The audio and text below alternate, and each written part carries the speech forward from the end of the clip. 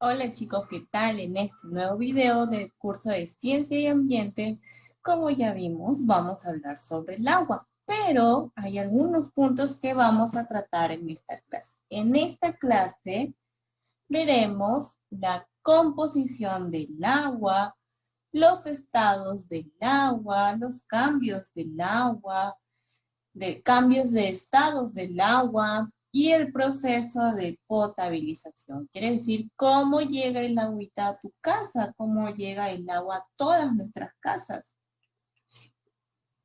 Antes de empezar, ¿has escuchado a alguien referirse al agua como H2O?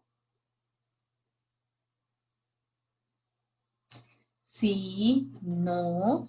Cuando los niños que respondieron sí, ¿tú puedes suponer por qué alguien podría llamar al agua por este nombre?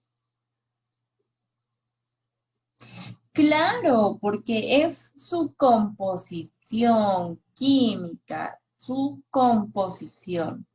El agua, chicos, es una molécula básica hecha de dos átomos de hidrógeno y uno de átomo de oxígeno.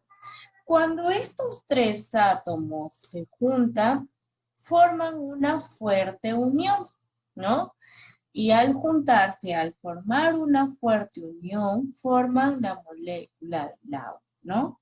Forman el agua.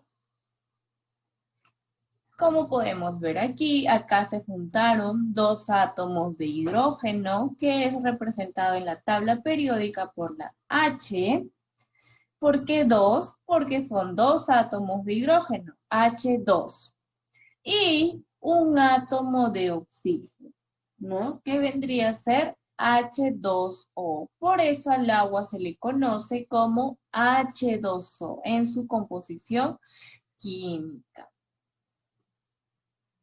¿Sabías que el agua es una de las sustancias más comunes en la Tierra porque casi toda la Tierra está cubierta del agua? Exactamente el 70% de la superficie de la Tierra está cubierta de agua, ¿no? Algunos científicos creen que la cantidad de agua en la Tierra no cambia, no cambia a través del tiempo. Ellos piensan que la cantidad de agua que hay hoy en la Tierra es la misma cantidad que había en la época donde existían los dinosaurios, donde veíamos a esos inmensos animales. Ellos piensan, pero nosotros sabemos que poco a poco nuestros recursos están acabando por el mal hábito de los seres humanos, ¿no? Eso lo vamos a ver en otras clases.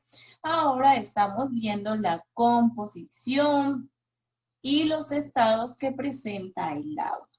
Bien, sabemos que el agua es una molécula donde se han juntado dos átomos de hidrógeno y un átomo de oxígeno, formando así la molécula de agua. Pero el agua tiene, o el agua en la naturaleza se presenta en tres estados. Estos tres estados son el líquido, el sólido y el gaseoso, ¿no? Los tres estados del agua, por lo tanto, es líquido, sólido y gaseoso.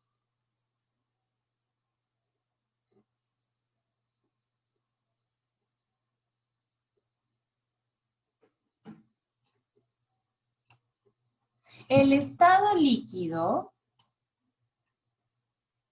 el agua en estado líquido es la que normalmente nosotros bebemos.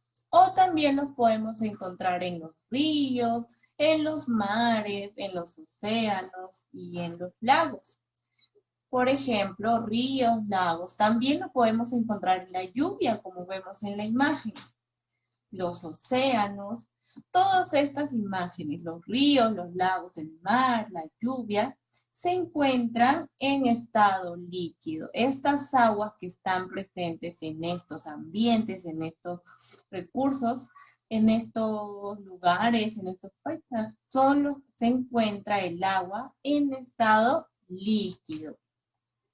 El estado sólido es el agua también, es un estado del agua, pero que se encuentra en estado sólido, o sea, que no se pueden mover. Aquí en el estado líquido, chicos, les comento, las partículas que presenta el agua, ¿no? Que tiene el agua, las partículas que tiene el agua en el estado líquido, puede adaptarse en la forma en que se encuentra el agua, en la forma en donde está el agua. Por ejemplo, aquí vemos el río que tiene una forma alargada, ¿no? Quiere decir que sus partículas ahí se están moviendo, o sea, no están en un solo lugar, se mueven. Cuando nosotros nos servimos agua en un vaso, también vemos que el agua toma la forma del vaso o la forma del recipiente donde está. Pero cuando el agua está en estado sólido, estas partículas que tiene el agua están ordenadas y alineadas. ¿Por qué? Porque el agua en estado sólido se encuentra o la encontramos en forma de hielo, que no se puede mover. El agua está quieto, no se mueve, ¿no? Granizo, nieve. Sabemos que el agua obviamente no se mueve, pero tiene las partículas que están en constante movimiento. En el estado sólido no pasa eso. Tenemos al hielo, al glaciar, al casquete polar, a la nieve. Todos estos ejemplos son ejemplos de agua, pero estas aguas están en estado sólido. Y por último tenemos el estado gaseoso. El agua en el estado gaseoso, cuando el agua se calienta, esta agua que está calentándose se evapora y cuando se evapora pasa al estado gaseoso, es decir, se transforma en vapor de agua. Por ejemplo, tenemos las nubes, el vapor de los volcanes, la niebla, la evolución, cuando mamá, cuando papá, la tía, el abuelito, el tío, la hermana, la prima están cocinando, ¿no? Y levantan la tapita de la olla, vemos que sale un humo, ¿no? Nosotros lo llamamos humo, ese vapor que está sancochando algo, quizás el pollito, la papita que esté sancochando, ese vapor se llama agua en estado gaseoso.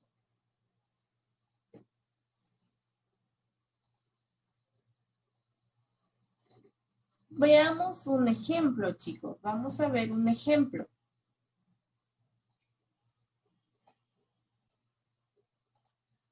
Congelarlos y esperar un... Me apetecen mucho.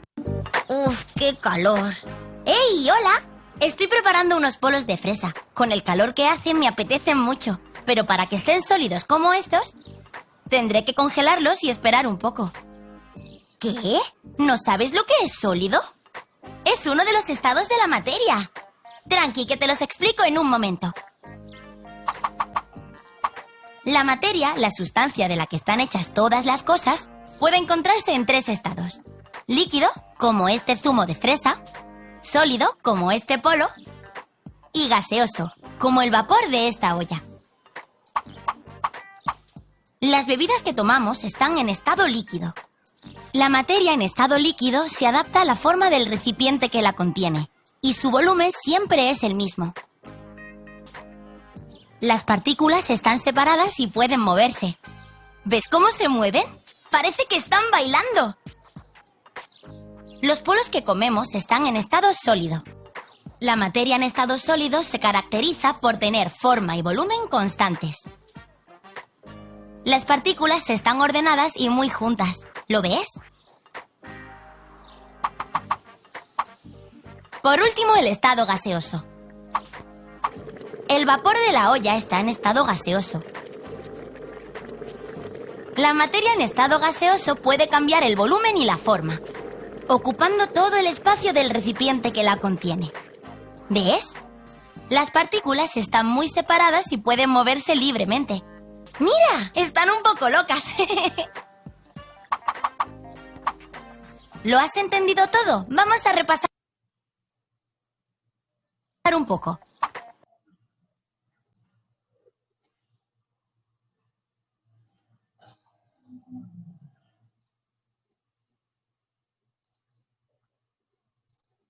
Como pudimos observar en el video, vimos los tres estados del agua, el estado líquido, sólido y gaseoso.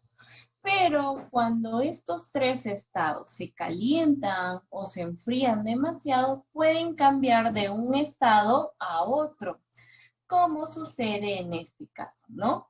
Cuando tenemos el hielo y lo calentamos al hielo o lo exponemos al sol, se calienta y se derrite y se convierte en agua líquida, ¿no? En estado líquido. Este cambio que se ha producido del hielo a líquido se llama fusión. ¿Por qué? Porque es el paso del estado sólido a líquido.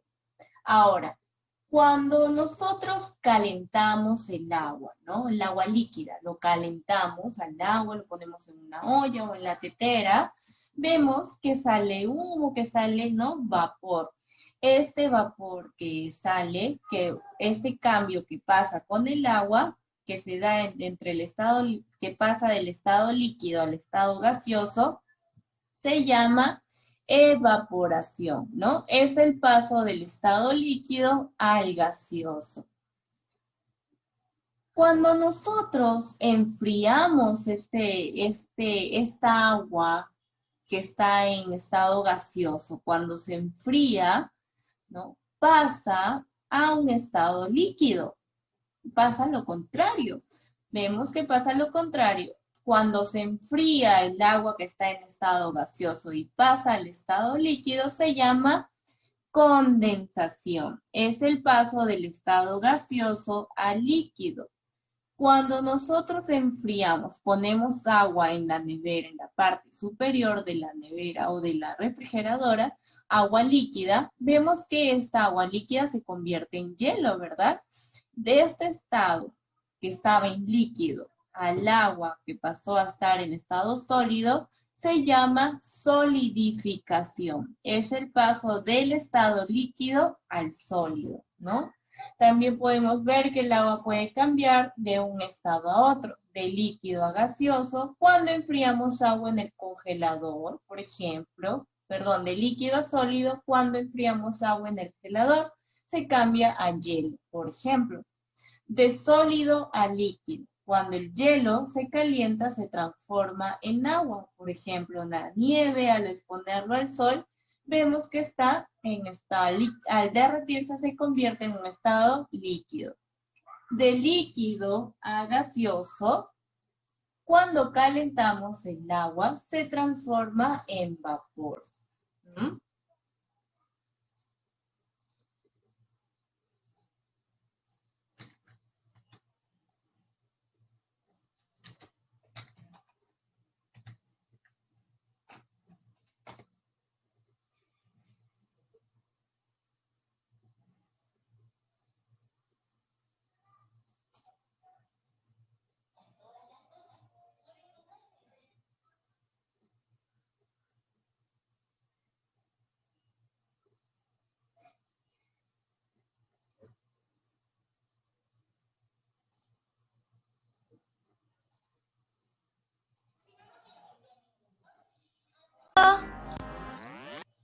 Sigamos viendo el ejemplo de la niña que estaba preparando sus helados para venderlos. Ella estaba diciendo que estaban viendo sus helados. Es un video que estamos compartiendo de nuestros amigos de Smile and Learn, ¿no? Veamos, chicos. Así, perfecto. Esto estará listo en breve. ¡Hey, hola! Estoy preparando más helados para venderlos. Me salen tan ricos que se me están acabando. Estos ya están listos, ¿ves? Al enfriarlos en el congelador, se han solidificado. ¿Sabes qué es la solidificación? Es uno de los cambios de estado de la materia. Hay unos cuantos. Tranqui, que te los explico. Como sabes, la materia puede estar en 3 estados: sólido, líquido y gaseoso. Los cambios de estado se producen cuando la materia se calienta o se enfría. Si calentamos la materia en estado sólido y pasa a estado líquido, el proceso se llama fusión. Si al calentar la materia en estado líquido, esta pasa a estado gaseoso, el proceso se llama vaporización. Estos procesos también se dan al contrario, si en vez de calentar enfriamos la materia. Si se enfría la materia en estado gaseoso y pasa a estado líquido, el proceso se llama condensación. Al enfriar mucho la materia en estado líquido, esta pasará a estado sólido. A este proceso lo llamamos solidificación. ¡Oh no! ¡Se han derretido los polos! ¡Qué despistada soy! Bueno, ¿recuerdas cómo se llama el cambio de estado sólido a líquido? ¡Fusión! El paso de estado sólido a líquido se llama fusión. Cuando aumenta la temperatura de un sólido, comienzan a separarse las partículas que componen la materia y pueden moverse con mayor facilidad. ¿Lo ves? Al calentar el líquido, este se convierte en gas. ¿Recuerdas cómo llamábamos a este proceso? El paso de estado líquido a estado gaseoso se llama vaporización. Al calentar un líquido, la unión de las partículas que componen la materia se separan más unas de otras y pueden moverse libremente por el espacio. ¿Y si tapo esta olla? ¿Qué crees que pasará? El vapor, al chocar con la tapa, se enfría y pasa de estado gaseoso a líquido. ¿Recuerdas cómo se llamaba este proceso? Pero si te lo he dicho antes, el paso de estado gaseoso a estado líquido se llama condensación. Cuando un gas se enfría, las partículas de la materia comienzan a unirse unas con otras y a moverse más despacio, hasta que la materia pasa a ser líquida. Yo creo que ya estarán los helados que puse antes a congelar. ¡Sí! Hace un rato metí un molde con líquido en el congelador y al cabo de un rato está sólido. El cambio de estado de líquido a sólido se llama... Venga, que lo sabes. Te lo dije antes, se llama solidificación. En la solidificación, las partículas de la materia se sitúan unas muy cerca de otras, reduciendo su movimiento. Y esos son los cambios de los estados de la materia. Repasamos.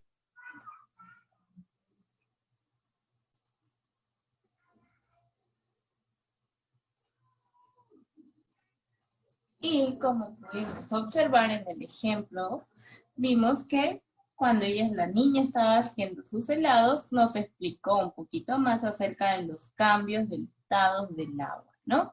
Y por último, chicos, en este video vamos a preguntar, ¿cómo crees que llega el agua a tu casa?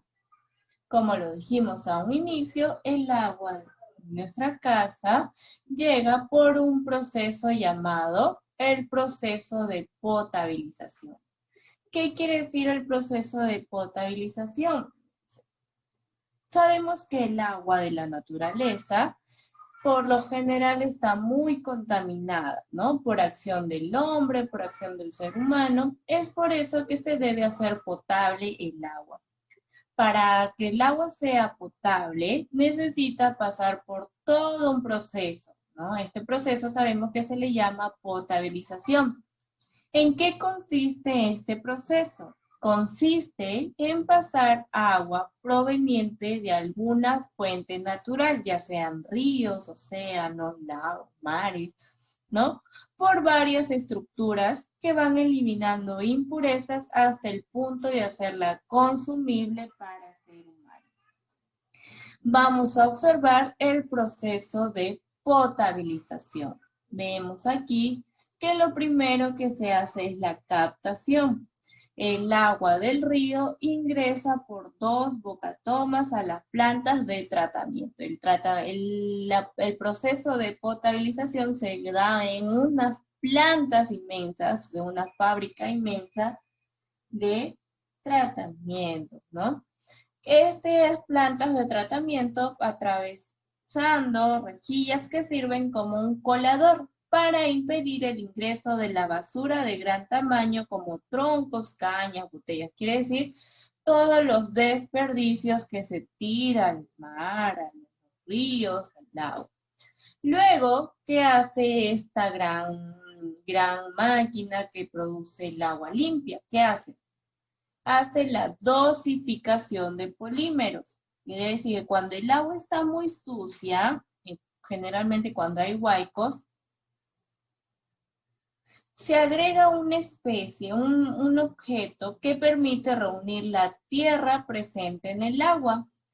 Así, todos estos trozos de tierra pueden hundirse rápidamente en los desarenadores y en los estanques reguladores. Quiere decir que Veamos el tercer procedimiento, que es el desarenador, ¿no? Son pozas que recibe el agua lentamente mediante un sistema especial que permite la disminución de su velocidad para que la arena y las piedras se hundan a causa del peso de la tierra.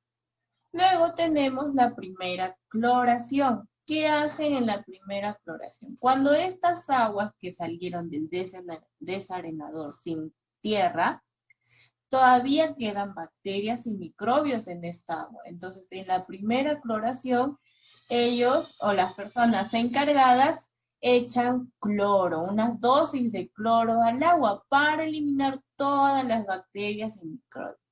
Luego están los estanques reguladores, que son grandes lagunas que almacenan el agua para los periodos de sequía, o sea, cuando hay poca lluvia, y de huaicos, porque sabemos que cuando hay poca lluvia, cuando hay huaicos, no hay mucha agua, ¿no? Y mayormente cuando hay huaicos, el agua viene con mucha tierra, mucha basura, ¿no? Arrasa con todo, como ya hemos visto, ¿no? En el caso que pasó hace poco. De modo que las plantas puedan trabajar durante las 24 horas del día. De esta manera el agua ingresa y sale de las plantas de forma constante. Luego que pasó por los estanques reguladores, pasa la dosificación de coagulantes. ¿De qué se trata este punto? Se trata de que las personas encargadas o no realizan o echan productos químicos al agua que facilitan la acumulación de partículas de tierra. El coagulante es un líquido similar a una goma que permite que las partículas se peguen, que lo que aumenta su tamaño y su peso para que luego se hundan. Luego que pasó por todo este proceso de dosificación de coagulantes, se va al proceso de decantación. Los decantadores son pozas circulares donde el agua ingresa por la parte inferior de ellas. Las partículas de tierra se quedan en el interior y solo el agua limpia llega a la superficie. Luego que pasó el procedimiento de decantación, pasa el proceso de filtración. Cuando llega a este proceso, el agua ingresa a los filtros por la parte superior a través de una capa de arena que actúa como un colador. El agua que sale queda totalmente transparente y cristalina, pero todavía no es potable porque requiere una última aplicación de cloro. En el noveno procedimiento echan o se realiza la segunda cloración, es la última aplicación de cloro, ¿no? Que sabemos que la cloración sirve para eliminar las bacterias, los microbios que hay en esa agua contaminada, ¿no? Y por último se encuentra el reservorio de almacenamiento. Son depósitos gigantescos donde se almacena el agua potable para su distribución a la ciudad de Lima y todo el Callao. El primer proceso, que es el de captación, ¿no? Que es de donde viene el agua de la naturaleza, en nuestra ciudad, en nuestros hogares, el agua que tenemos en nuestro hogar proviene del río Rímac, porque de ahí se hace el proceso de captación. Y así terminamos con el tema el día de hoy, con el procedimiento de potabilización. Ya sabes cómo llega el agua a tu casa, viste todo el procedimiento que tiene que pasar para llegar a nuestras casas, ¿viste?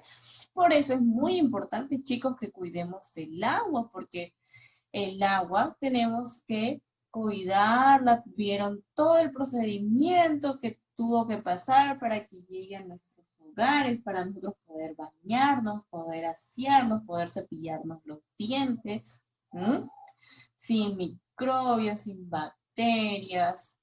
Es por eso, chicos, que debemos cuidar mucho el agua. Es muy importante, ¿ok?